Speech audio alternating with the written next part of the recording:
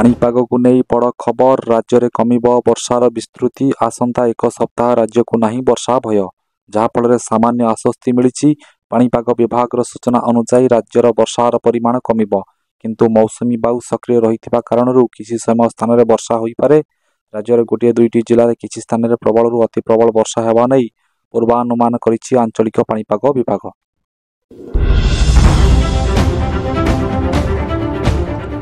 17 ମାସ ପରେ ଜେଲରୁ ମୁକୁଳିଲେ ମନୀଷ ସିସୋଦିଆ, କହିଲେ ଖୁବ୍ ଶୀଘ୍ର କେଜରିୱାଲ ବି ମୁକୁଳିବେ। ଜେଲରୁ ବାହାରିଲେ ଦିଲ୍ଲୀର ପୂର୍ବତନ ଉପମୁଖ୍ୟମନ୍ତ୍ରୀ ଓ ଆମ୍ ଆଦମୀ ପାର୍ଟିର ନେତା ମନୀଷ ସିସୋଦିଆ। ପ୍ରାୟ 17 ମାସ ପରେ ସିସୋଦିଆ ତିହାର ଜେଲରୁ ଖଲାସ ହୋଇଛନ୍ତି। ଆଜି ମଧ୍ୟାହ୍ନରେ ସୁପ୍ରିମକୋର୍ଟ ତାଙ୍କୁ ଦିଲ୍ଲୀ ମଦ ଦୁର୍ନୀତି ମାମଲାରେ ଜାମିନ ପ୍ରଦାନ କରିଥିଲେ। ଏହାପରେ ଜାମିନ ପ୍ରକ୍ରିୟା ଶେଷ ହେବା ପରେ ତିହାର ଜେଲ୍ ପ୍ରଶାସନ ତାଙ୍କୁ ମୁକ୍ତ କରିଛନ୍ତି।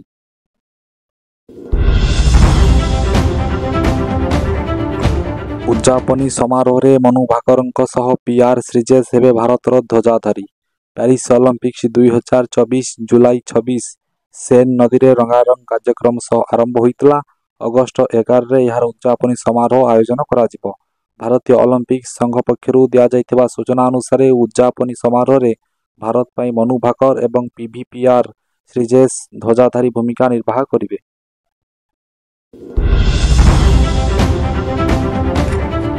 ବାଂଲାଦେଶରେ ହିନ୍ଦୁଙ୍କୁ ଆକ୍ରମଣ ପ୍ରସଙ୍ଗରେ ଆକ୍ସନ ମୋଡରେ ଅମିତ ଶାହା ଦେଲେ ଏହି ନିର୍ଦ୍ଦେଶ। ସଂରକ୍ଷଣକୁ ନେଇ ବାଂଲାଦେଶରେ ଆରମ୍ଭ ହୋଇଥିବା ଉତ୍ତେଜନା ପ୍ରଧାନମନ୍ତ୍ରୀ ଶେଖ୍ ହସିନାଙ୍କ ଠାରୁ ତାଙ୍କ ଆସନ ଛଡ଼ାଇ ନେଇଛି। ସେବେଠାରୁ ବାଂଲାଦେଶର ଅବସ୍ଥା ଖରାପ ହେବାରେ ଲାଗିଛି। ବାଂଲାଦେଶରେ ସଂଖ୍ୟାଲଘୁ ହିନ୍ଦୁ, ଖ୍ରୀଷ୍ଟିଆନ ଏବଂ ଅନ୍ୟମାନଙ୍କ ବିରୋଧରେ ହିଂସା ସୃଷ୍ଟି ହୋଇଛି। ବର୍ତ୍ତମାନ କେନ୍ଦ୍ର ଗୃହମନ୍ତ୍ରୀ ଅମିତ ଶାହାଙ୍କ ନିର୍ଦ୍ଦେଶରେ ଏହି ପ୍ରସଙ୍ଗରେ କମିଟି ଗଠନ କରାଯାଇଛି। ଏହି କମିଟି ବାଂଲାଦେଶର ହିନ୍ଦୁ ତଥା ଅନନ୍ୟ ସଂଖ୍ୟାଲଘୁଙ୍କ ଉପରେ ସାମ୍ପ୍ରତିକ ପରିସ୍ଥିତି ତଥା ଅତ୍ୟାଚାରର ଅନୁଧ୍ୟାନ କରିବ। ଏହା ସହିତ ଗୃହମନ୍ତ୍ରୀ ଅମିତ ଶାହା ବାଂଲାଦେଶ ସରକାରଙ୍କ ସହ ଆଲୋଚନା କରିବେ ଏବଂ ସେଠାରେ ସଂଖ୍ୟାଲଘୁ ସମ୍ପ୍ରଦାୟର ସୁରକ୍ଷା ତଥା ସେମାନଙ୍କ ସମ୍ପତ୍ତିର ସୁରକ୍ଷା ନିଶ୍ଚିତ କରିବେ।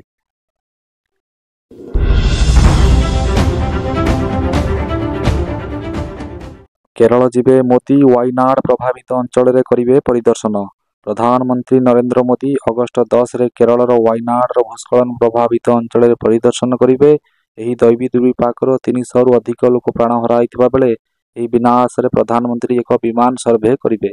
30 ଜୁଲାଇ 2024ରେ ପ୍ରବଳ ବର୍ଷା ହେତୁ କେରଳର ୱାଇନାଡ୍ ଜିଲ୍ଲାରେ ଭୂସ୍ଖଳନ ଘଟିଥିଲା। ଏଠାରେ 400 ଜଣଙ୍କ ମୃତ୍ୟୁ ନିଶ୍ଚିତ ହୋଇଥିବା ବେଳେ 150 ଜଣ ନିଖୋଜ ଥିବା ସୂଚନା ମିଳିଛି। ଏଥିସହ ଅତିକମ୍ରେ 723 ଜଣ ଆହତ ହୋଇଛନ୍ତି।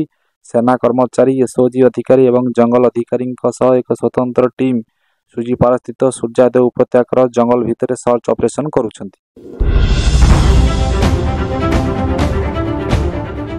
ଆଳୁ ସଙ୍କଟ ଦୂର କରିବାକୁ ମହାପ୍ରଭୁଙ୍କ ବାଡ଼ଗ୍ରାହୀଙ୍କ ଉଦ୍ୟମ। ଦିଦିଙ୍କୁ ବୁଝାଇବାକୁ କୋଲକାତା ଗଲେ। ପଡ଼ୋଶୀ ପଶ୍ଚିମବଙ୍ଗରୁ ସ୍ୱାଭାବିକ ଭାବେ ଆଳୁ ନ ଆସିବା ଦ୍ୱାରା ଓଡ଼ିଶାରେ ଲୋକ ଅଭାବୀର ସମ୍ମୁଖୀନ ହେଉଛନ୍ତି। ରାଜ୍ୟରେ ଆଳୁ ସଙ୍କଟରୁ ଫାଇଦା ଉଠାଇ ବ୍ୟବସାୟୀମାନେ ମନଇଚ୍ଛା ବେପାର କରୁଥିବା ଦେଖାଯାଉଛି। ଆଳୁ ସଙ୍କଟ ଦୂର କରିବା ପାଇଁ ରାଜ୍ୟ ସରକାର ଯେତେ ଯାହା ଉଦ୍ୟମ କଲେ ବି ସଫଳ ହେଉନାହିଁ। କୁହାଯାଉଛି ଯେ କିଛି ସ୍ଥାନରେ ଆଳୁ କିଲୋ 50ରୁ 60 ଟଙ୍କାରେ ବିକ୍ରି କରାଯାଉଛି। ପଶ୍ଚିମବଙ୍ଗ ମୁଖ୍ୟମନ୍ତ୍ରୀ ମମତା ବାନାର୍ଜୀ ଆଳୁ ଅଟକାଇ ଦେବାରୁ ଓଡ଼ିଶାର ଆଳୁ ସଙ୍କଟ ଦେଖାଦେଇଛି। ଆଳୁର ଦର ବଜାରରେ ଏତେ ବଢ଼ିଯାଇଛି ଯେ ଦର ଶୁଣିଲେ ଲୋକଙ୍କୁ ଡର ଲାଗୁଛି। ଆଳୁ ଦର ବଢ଼ିଥିବା ବେଳେ ଏହି ସଙ୍କଟ ଦୂର କରିବା ପାଇଁ ମହାପ୍ରଭୁ ଶ୍ରୀ ଜଗନ୍ନାଥଙ୍କ ବାଡ଼ଗ୍ରାହୀ ଜଗନ୍ନାଥ ସ୍ୱାଇଁ ମହାପାତ୍ର ଆଜି କୋଲକାତା ଯାଇଛନ୍ତି। ଓଡ଼ିଶାକୁ ଆଳୁ ପଠାଇବା ବାବଦରେ ସେ ଦିଦିଙ୍କ ସହ ଆଲୋଚନା କରିବେ। ମମତାଙ୍କୁ ମନାଇବା ପାଇଁ ଉଦ୍ୟମ କରିବେ।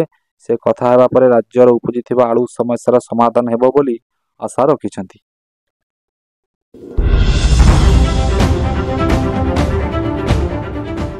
ନୀରଜଙ୍କ ପାଇଁ ଇମୋସନାଲ ବାର୍ତ୍ତା ପଠାଇଲେ ନଦୀମଙ୍କ ମା, ଶୁଣିଲେ ହୃଦୟକୁ ଛୁଇଁଯିବ।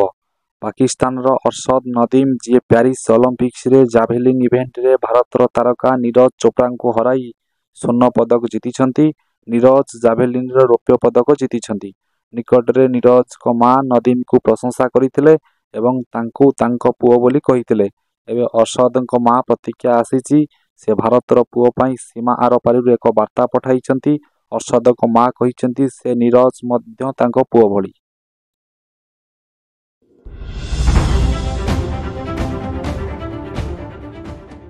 ଅଗଷ୍ଟ 15 ପୂର୍ବରୁ ଏନ୍ଆଇଏକୁ ମିଳିଲା ବଡ଼ ସଫଳତା। ୟୁଏରୁ ଭାରତ ଆଣିଲା ବବର ଖଲାସା ଆତଙ୍କବାଦୀ। ଆବୁଧାବିରୁ ମୋଷ୍ଟ ୱାଣ୍ଟେଡ୍ ଖଲିସ୍ତାନ ସମର୍ଥକ ତତ୍ତ୍ୱ ତରସେମ ସାନ୍ଧୁଙ୍କୁ ଭାରତ ଆଣିଛି ଜାତୀୟ ତଦନ୍ତକାରୀ ଏଜେନ୍ସି NIA। ବେଆଇନ କାର୍ଯ୍ୟକଳାପ ଆଇନ ଅଧୀନରେ ତାଙ୍କୁ ଗିରଫ କରାଯାଇ ଶୁକ୍ରବାର ଭାରତ ଅଣାଯାଇଛି। ଗିରଫ ଅଭିଯୁକ୍ତ ହେଉଛନ୍ତି ପଞ୍ଜାବର ତରନତାରନ ବାସିନ୍ଦା ଲଖବୀର ସିଂ ସାନ୍ଧୁ ଓରଫ ଲଣ୍ଡାଙ୍କ ଭାଇ। ଏବେ ସେ କାନାଡା ପାଇଁ କାମ କରୁଛନ୍ତି ବୋଲି କୁହାଯାଇଛି।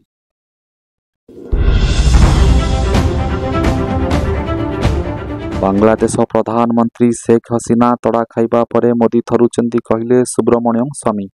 ବାଂଲାଦେଶ ପ୍ରଧାନମନ୍ତ୍ରୀ ଶେଖ୍ ହସିନା ଇସ୍ତଫା ଦେଇ ଦେଶ ଛାଡ଼ି ଭାରତ ପଳାଇ ଆସିବା ପରେ ମୋଦିଙ୍କୁ ଟାର୍ଗେଟ କରିଛନ୍ତି ବରିଷ୍ଠ ବିଜେପି ନେତା ସୁବ୍ରମଣ୍ୟମ ସ୍ୱାମୀ। ସ୍ୱାମୀ ଏକ୍ସରେ ଏକ ପୋଷ୍ଟରେ କହିଛନ୍ତି ଯେ ମୋଦି ଜଣେ ଭୀରୁ। ଯେତେବେଳେ ଚୀନ ଭାରତ ମାଟିରେ ଜବରଦଖଲ କରିଥିଲା ଏବଂ ମାଳଦ୍ୱୀପ ନେତାମାନେ ଭାରତକୁ ଦ୍ୱୀପରୁ ଗେଟ୍ ଆଉଟ୍ ବୋଲି କହିଥିଲେ ସେତେବେଳେ ମୋଦି ଜଣେ କାପୁରୁଷ ଥିଲେ। ସ୍ୱାମୀ ଲେଖିଛନ୍ତି ଭାରତର ନିର୍ବାବାଦୀୟ ଲଦାଖ ଅଞ୍ଚଳରେ 4067 ବର୍ଗ କିମି ଅଞ୍ଚଳକୁ ଚୀନ ଦଖଲ କରିବା ବେଳେ ମୋଦି କାପୁରୁଷ ଥିଲେ। ମାଳଦ୍ୱୀପର ମୁସଲମାନ ନେତାମାନେ ଭାରତୀୟମାନଙ୍କୁ ଦ୍ୱୀପରୁ ବାହାରକୁ ଯିବାକୁ କହିବା ପରେ ସେ ଭାଙ୍ଗି ପଡ଼ିଥିଲେ। ମୁସଲମାନମାନେ ବାଂଲାଦେଶ ପ୍ରଧାନମନ୍ତ୍ରୀଙ୍କୁ ଦେଶରୁ ତଡ଼ିଦେବା ଭଳି ଏବେ ମୋଦି ଥରୁଛନ୍ତି। ଲଗାତାର ମୋଦିଙ୍କ ସହ ବିବାଦରେ ଥିବା ସ୍ୱାମୀ ତାଙ୍କ ବିରୁଦ୍ଧରେ ଟିପ୍ପଣୀ ଦେବା କିଛି ନୂଆ କଥା ନୁହେଁ ବୋଲି କହିଛନ୍ତି।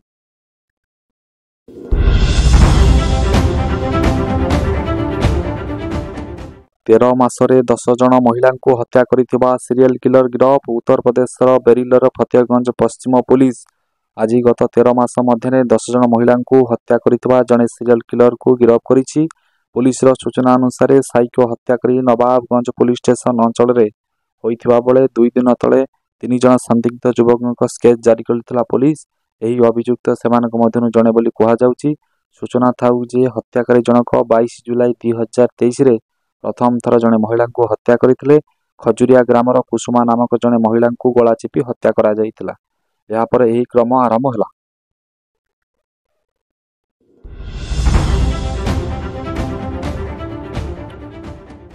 ମହାକାଶରେ 300 ଖଣ୍ଡ ହେଲା ଚୀନ ରକେଟ୍। 18 ଉପଗ୍ରହ ଧରି ଯାଉଥିଲା ସ୍ପେସ୍।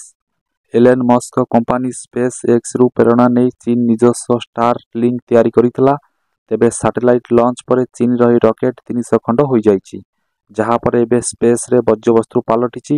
ଆମେରିକୀୟ ମହାକାଶ କମାଣ୍ଡ ଶୁକ୍ରବାର କହିଛି ଯେ 18 କିଆନଫ୍ୟାନ୍ ଉପଗ୍ରହକୁ ଲଞ୍ଚ କରିବା ଉପଲବ୍ଧି ହାସଲ କରିବା ପରେ ଚୀନର ଲଙ୍ଗ ମାର୍ଚ୍ଚ 6A ରକେଟ୍ ଖଣ୍ଡ ଖଣ୍ଡ ହୋଇଯାଇଛି।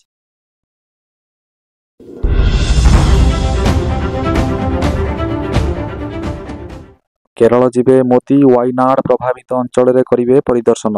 ପ୍ରଧାନମନ୍ତ୍ରୀ ନରେନ୍ଦ୍ର ମୋଦି ଅଗଷ୍ଟ 10ରେ କେରଳର ୱାଇନାଡର ଭୂସ୍ଖଳନ ପ୍ରଭାବିତ ଅଞ୍ଚଳରେ ପରିଦର୍ଶନ କରିବେ।